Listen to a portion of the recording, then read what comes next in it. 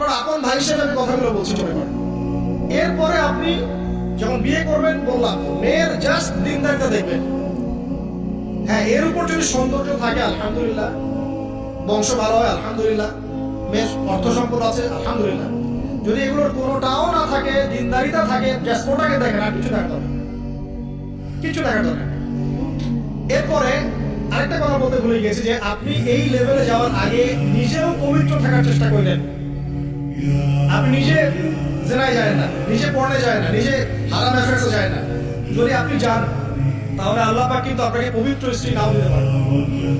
এটাই আল্লাহ পাকের নীতি, যে একজন পবিত্র মানুষ পায়। ঠিক আছে, যে যেমন আল্লাহ পাক তাকে তেমন মিলিয়ে দেন, এটা আল্লাহ পাকের একটা সুন্নাহ। এর ব্যতিক্রম হতে পারে, কিন্তু আপনি যদি পবিত্র না থাকেন, আপনি পবিত্র স্ত্রী নাও পেতে পারেন। আপনি আগে নিজে পবিত্র থাকেন, তারপরে আপনি এখন মেয়ে দেখেন। আলহামদুলিল্লাহ, বললাম দিনদারিতা প্রাধান্য দেন। এখানে হাদিসে এটা বলা হয় না যে 4টা গুণ থেকে বিয়ে করো, বরং বলা হয়েছে 4টা গুণ থেকে সাধারণত বিয়ে করা হয়। ঠিক আছে, করো আদেশটা এমন নয়, ইনকাহ কথাটা এমন নয়, বা ইনকাহু এমন নয়। তুনকাহু মানে বিয়ে সাধারণত করা হয়। কেউ টাকা দেখে, কেউ সৌন্দর্য দেখে, কেউ দেখে বংশ। তুমি দেখো দিন, নবীজি বলছেন তুমি দিন দেখো, নাহলে তোমার হাত ধুলে দূষিত হবে, মানে ধ্বংস হয়ে যাবে।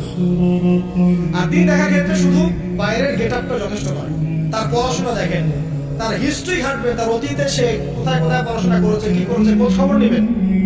হুট করে তাড়াহুড়া করে কোনো ডিসিশন নিয়ে ফেলবেন, এটা খুব ভুল করে মানুষ। ঠিক আছে, তার হিস্ট্রি ঘাটেন, যে সে কোথায় পড়াশোনা করেছে, কি করেছে না করেছে, তার পরিবারের বায়োডাটা ঘাটেন, তার পরিবারের সদস্যরা কেমন, নামাজ পড়ে কিনা, তার ইসলামের প্রতি কেমন ধারণা পোষণ করে।